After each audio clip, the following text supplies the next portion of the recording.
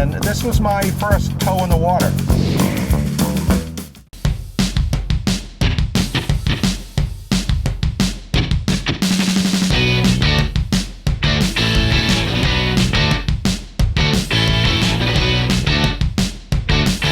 Hi, Tom Richardson for New England Boating, and with me is Larry Russo, president of Russo Marine. We just launched a 250 Boston Whaler Outrage right here at the Charlestown launch ramp in the shadow of the Tobin Bridge. It's gritty urban boating at its best, right, Larry? Absolutely. Why don't you tell us what we're going to do today? Well, today I'm going to take you on a tour of a little bit of Boston Harbor, but mostly the Charles River. Great. We're going to go through the locks, upriver, and talk about the history of the great Charles River. Terrific. A place you is very near and dear to your heart. You cut your boating teeth on it, right? Absolutely. My first experiences were as a child on the Charles River. So we've got a great host and a great guide. Let's go. Let's go do it. Go boating.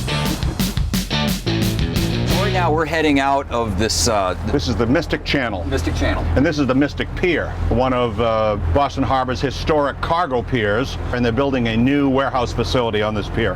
Now that ramp that we just launched at, that's been around for a long time, you were saying. Yeah, you can tell by the historic granite blocks. It was built 200 years ago. There was always a passageway there, but the city of Boston put in a concrete ramp about 15 years ago for commercial traffic.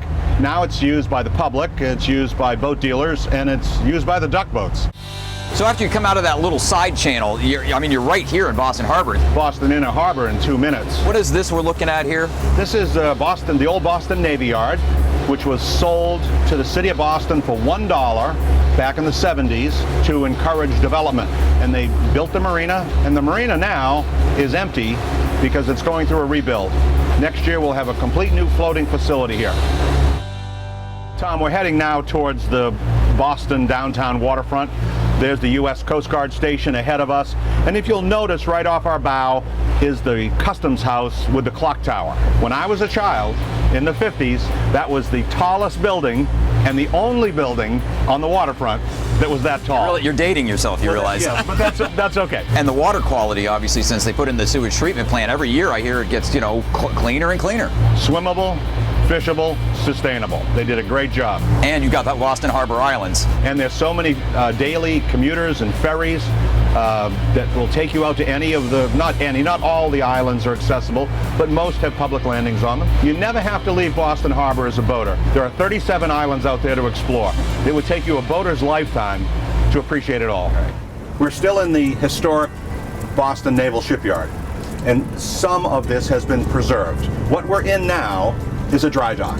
You can see it's shaped like a ship. Yeah, that's right. It's got a rounded end to it. They would run a ship in here, 200, 300, 400, 500 feet long.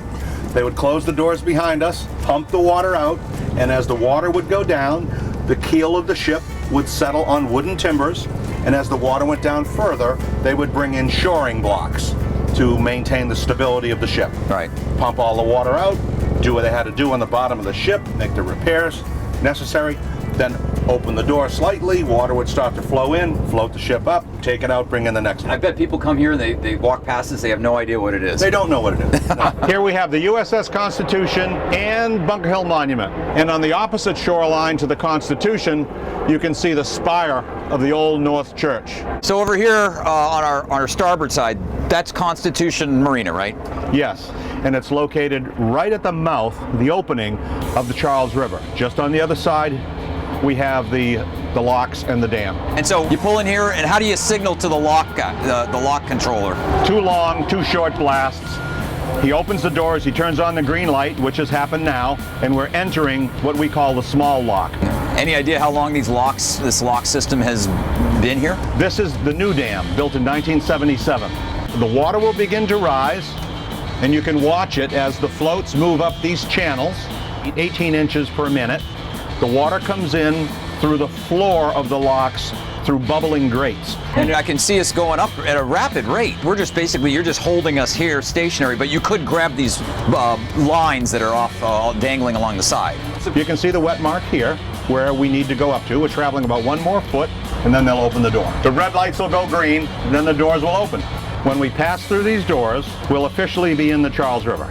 And as you pass through the doors, you immediately go under the Zakim Bridge.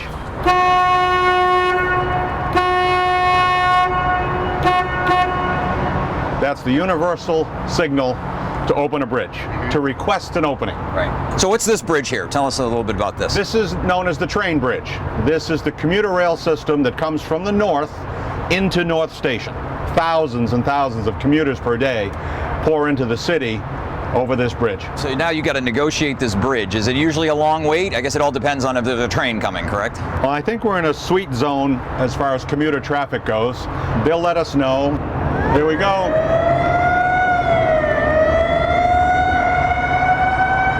100 years old, 110 years old. It's still cooking along. Still cooking. So we just made our way past the railroad bridge, and now we're in this kind of basin here in the shadow of the Museum of Science. Tell us about this area. This is a holding basin for recreational traffic that's going upstream and downstream. After you come through the bridge, you pause here to make sure you have a line of sight opening through the 1910 locks that have been saved and preserved, and they remain in the open position. This development on our starboard side is called North Point, and it's a great little oasis in the middle of the city here. They've built a new park with a kayaking trail that winds itself through this greenscape. They put a Ferris wheel in there. What's the mean water depth in the Charles River? We're basically 12 feet everywhere. Yeah. You'll see some footage markers that might remain along the walls here that'll give us some indication. You have depth of water from shore to shore to shore. There are no more flats. There are no more submerged islands. There are no rocks in the Charles River. I was going to ask you about rocks, but no worries, huh? So everywhere you see water, you can go. That's pretty good. It's easy. It's easy. That's easy. We're going to go over now to the Galleria Mall, just under that stone bridge. And there's docking access here that's free, 24/7. So Larry, what do we got behind us here? Well, this is the Charles Gate Yacht Club. Born in the 1920s, it was one of the first clubs to become popular on the river after the dam was put in. This beautiful basin was created, and boat clubs started to populate the banks of the river. In the 40s, my mom and dad were members of this club before I was born, and this was my first toe in the water. Really? Yeah. As a young boy, I can remember coming down to the boat club. We kept our big boat here, and of course every boat back then had a little skiff with a 3 horsepower something on the back of it, and I weighed about 40 pounds and with my life jacket on, and they would let me just go and turn me loose in this basin with that little boat, and you know, that's where So this is where you, Larry Russo, cut his boating teeth, right here. Absolutely. This great. is my first experience running a boat by myself, 5 years old, and it's just what I remember most about boating. This is where it all started. And it's stuck, obviously. That's where they set the hook, right there, yes. So the Longfellow has a nickname, the Salt and Pepper Bridge. Why? They look like salt and pepper shakers, don't they? Yeah, I guess they kind of do. Now, in the shadow of the Longfellow Bridge is community boating and the Esplanade.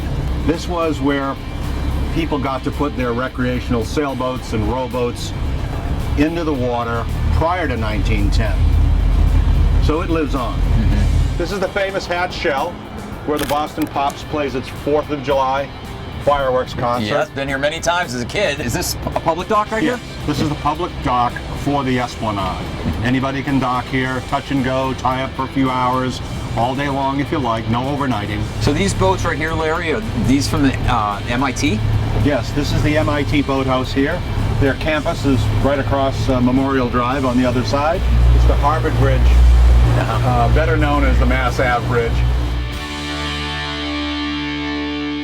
Well, here we are on the shores of the Charles along Soldiers Field Road in Brighton, and this is where the kayak rental center is, and you can see they're building a new visitors center, welcome center for the kayakers. If you look in upstream direction here, you look west, you cannot see a motorized vehicle. You would not know that we're only 3 miles west of Boston. Yeah, it's pretty amazing. You think we're up in the country of Maine and Vermont. Yeah, you do. Yeah. So behind us is a public launch ramp, right? Newton. Yes, this is Newton. But as far as public launch ramps go on the lower part of the river, this is it, right? I mean, anywhere on the river. This is the only public access for trailer boater. So what's this collection of boats here, Larry? On our starboard side is the Watertown Yacht Club. been here for a number of decades. There's amazing. a couple of 35, 36 footers there. Yeah. As there is in the Newton Yacht Club, which we're approaching on the port side. This is the last of the yacht clubs along the banks of the Charles. We're all the way up into Newton. Next is Watertown Square, where they have the dam and the falls. So Right. you cannot navigate past where we are now at the Newton Yacht Club.